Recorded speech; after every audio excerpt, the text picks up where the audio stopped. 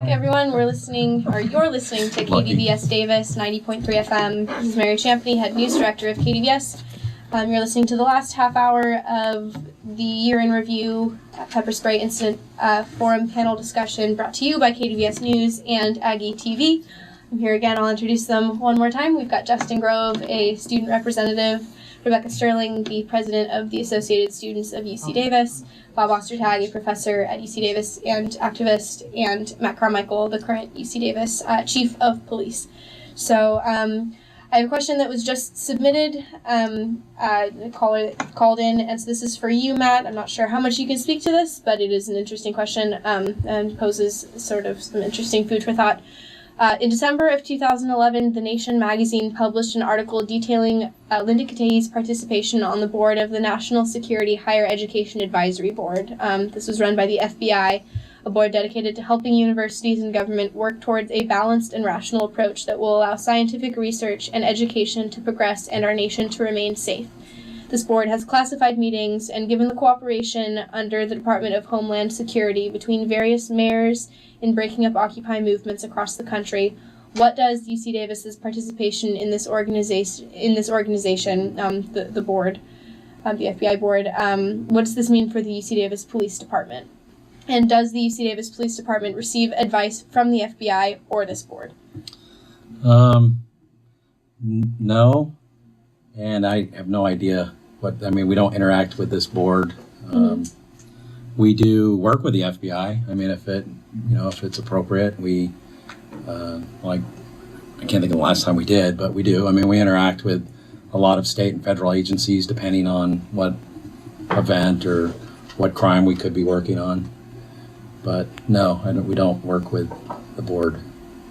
I'm not sure the name of the board. Yeah, it was a nice long question. All right, thank you for that. So the next question that I have, this is another one that I'm going to be using, an audio clip, and these audio clips are all from KDVS News from last year. We collected them within our department. So, and sort of a prelude to this clip. So, in the aftermath of the pepper spray incident of November 18th last year, the original reason for the demonstrations on the UC Davis and other campuses has often been obscured. So here's a speaker from the November 15th sit-in at Marac Hall, and this is an interesting clip because this is before the pepper spray incident happened, before the UC Davis campus was being globally recognized for this incident. And especially around here, people asked, why stay on campus? Why not go to Sacramento? Why not go there? In fact, the UC administration even bought buses in hopes that we would all get on those buses and go to Sacramento and ask the legislators for more money.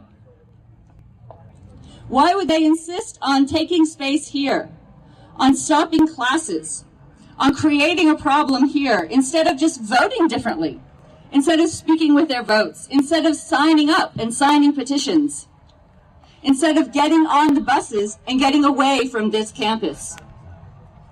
There were a great many people who refused to leave the community and the school where we are and where we live, who believed that actually it was more of a problem to go ahead and set up for the night right where we are, together already, and to insist that the struggle is where we are, wherever we are.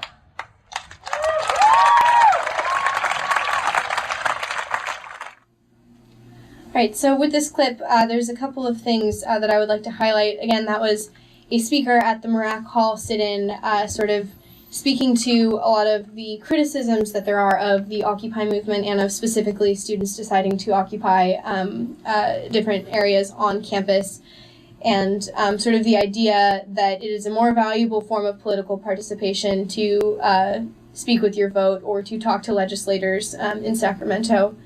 So this is a very, very big question, sort of more of a topic for discussion than a question. But so what are students and concerned community members supposed to do in the current political system? How can they bring about lasting change to the structure of the university, especially with no end in sight for the current economic problems facing this country and continued disinvestment in public education? Is there a middle ground between the extremes of political lobbying and occupation of public spaces? And how what is what is the way that students and community members, what is the way that they should voice their actions or voice their concerns? Excuse me.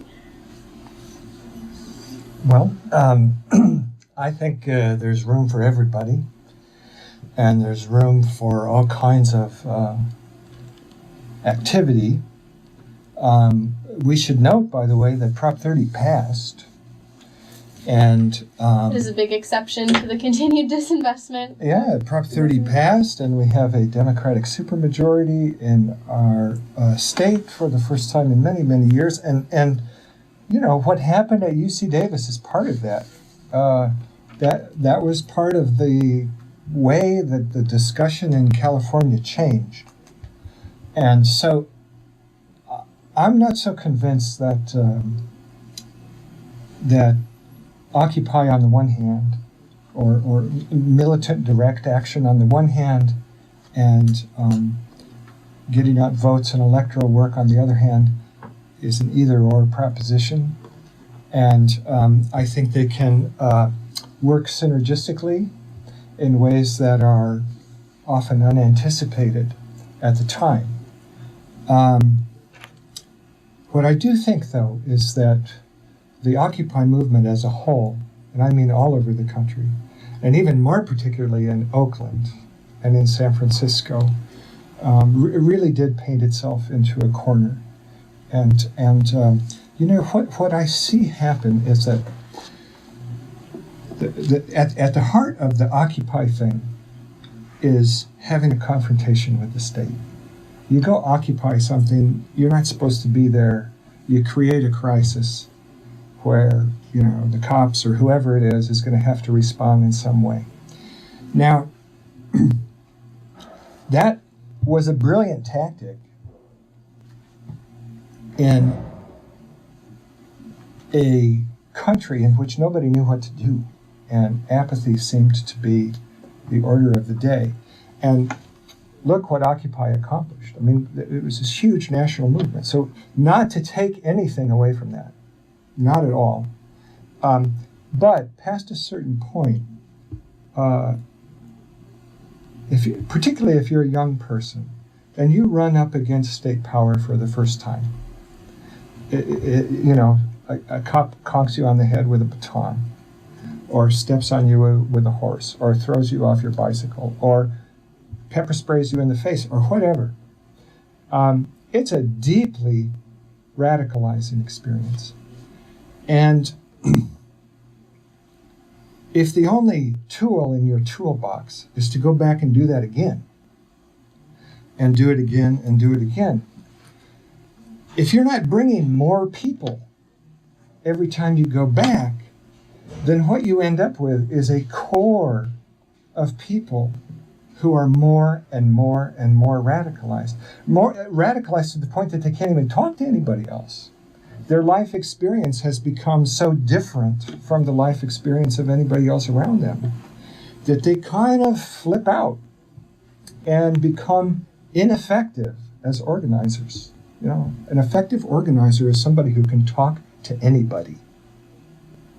That's what an organizer is. You should be able to talk and connect with anybody, no matter what their political beliefs are, no matter where they're coming from. You need to be able to engage with a lot of people. So if the activism that you're engaging in is progressively cutting your bridges to people who don't already think just like you, then that's suicide. That's political suicide.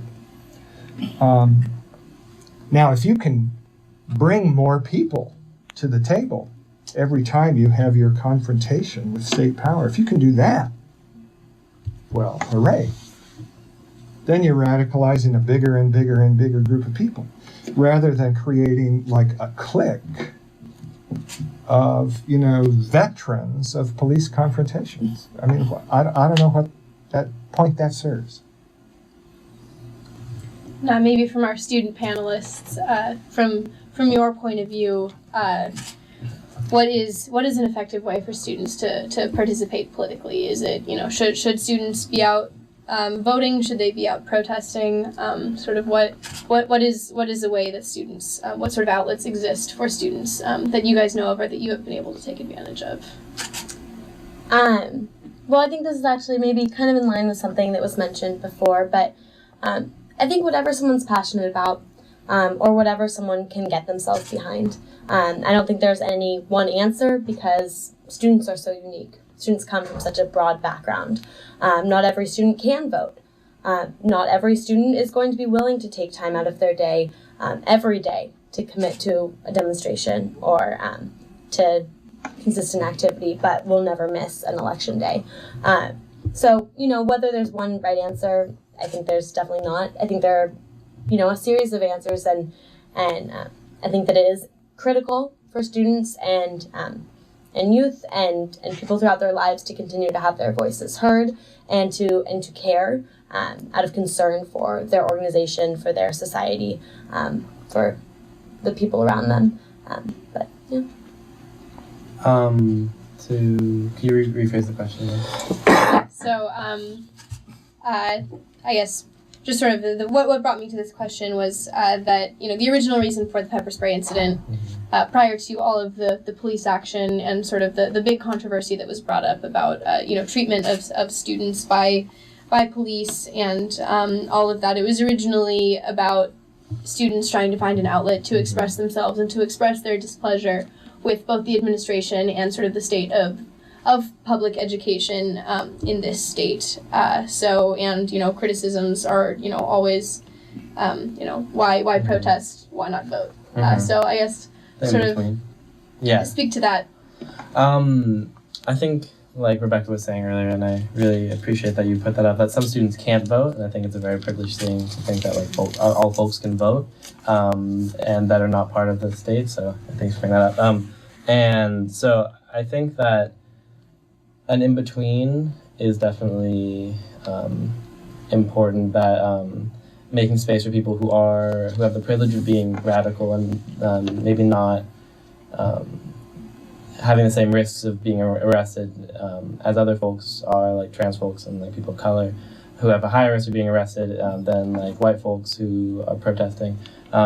Making space for people to kind of express themselves differently. And I guess to sum it up, because these guys said a bunch of good stuff, is basically people's existence is resistance in some cases. So just the very fact of existing is enough resistance for a person. And that's kind of, we have to allow for that. So essentially doing whatever they think is right. And yeah, that's pretty much my answer. And Matt, this is sort of not necessarily specific to you, but do you have anything to add to that? All right. Thanks, Matt. Thank you guys for really coming up with some coherent answers. I know that question was a little bit, I sort of struggled to word that a little bit and said it differently each time. But so we're coming up on the last 10 minutes of this panel discussion. So in order for me to have time to give, all the thank yous that I need to do at the end and sort of a quick overview, if each of you have any sort of closing statement that you would like to bring to the table from your perspective on this issue. And we'll start with Matt. Yeah. We'll go around the other way. Pressure on this side, You're picking on me a lot. I'd like to close with, I gave this some thought, actually, beforehand. Don't view the police department in one dimension. We're an organization of regular people.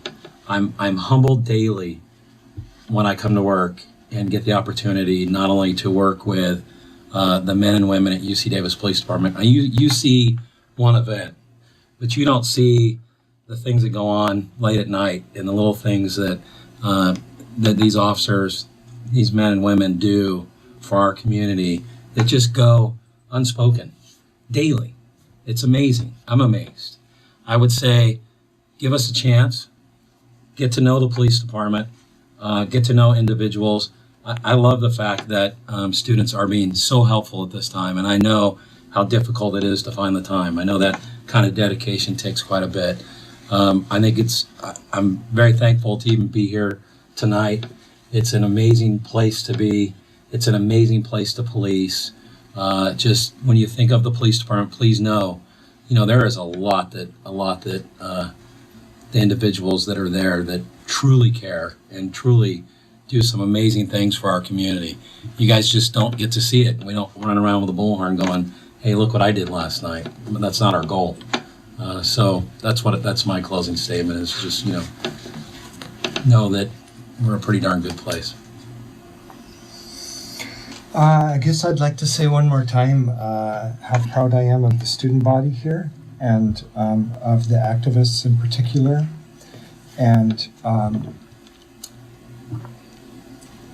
let's not get discouraged by the fact that things feel like they're at not quite the same momentum that they were last year. It's the way of the world. What's been accomplished is far more than I would have thought. And, of course, young people go out, they get pepper sprayed, suddenly they're on CNN and BBC, and everybody expects them to be these super activists who know everything.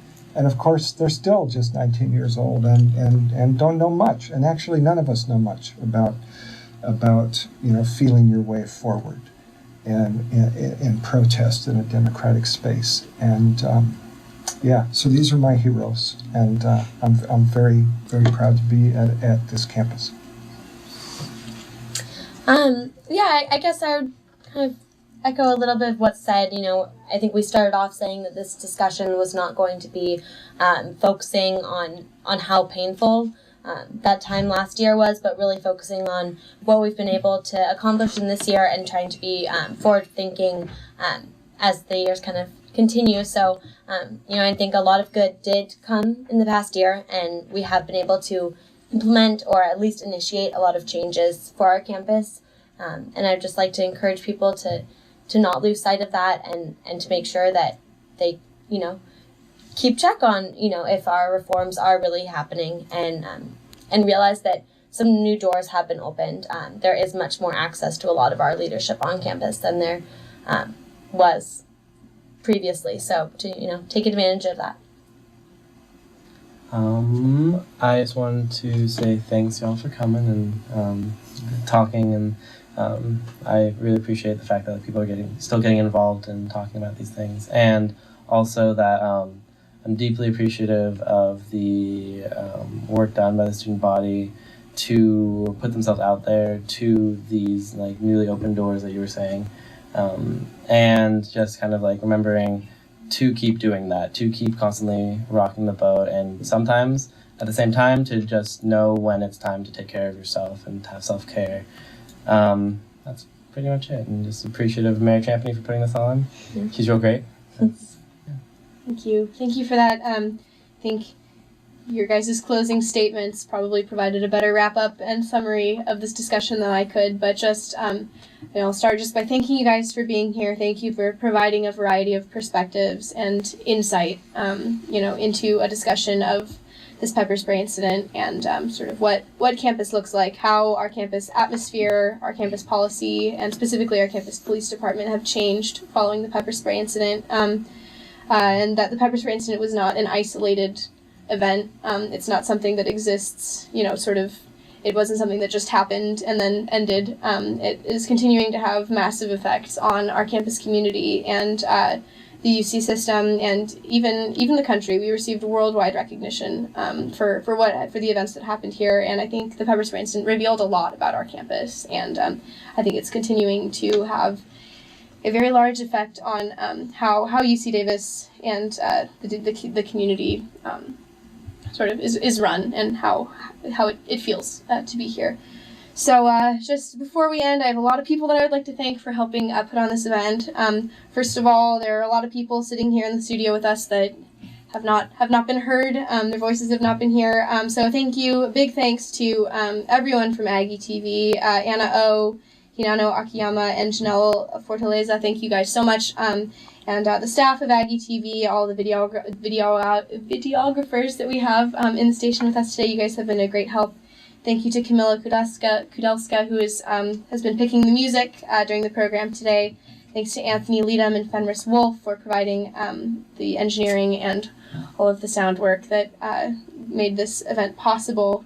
Thank you to Luke Widener and Danae Jarrett from the KDVS News Department. Thanks also to Renner Burkle and Neil Rude. You guys were definitely instrumental in helping this event to happen. Thanks also to Barry Schiller from the Office of Strategic Communications for the university. He also helped a lot to put this on. Definitely there was a lot of things that went into this, a lot of moving parts, and I'm really proud of everyone that sort of helped us put this on. So with that, again, this was a KDVS News and AggieTV production, a year in review of the pepper spray incident. If any of our listeners would like to access the audio from this panel discussion, it will be available on kdvs.org. You can check it out now. Also, be sure to check back at the AggieTV.org website. Full video coverage from this event will be available. They'll be working on producing that in the next couple days. So thank you guys so much for that. This is KDVS Davis, 90.3 FM, right here in Davis, California. I think with that, we're going to let a nice little bit of music carry us out. Thank you everyone so much.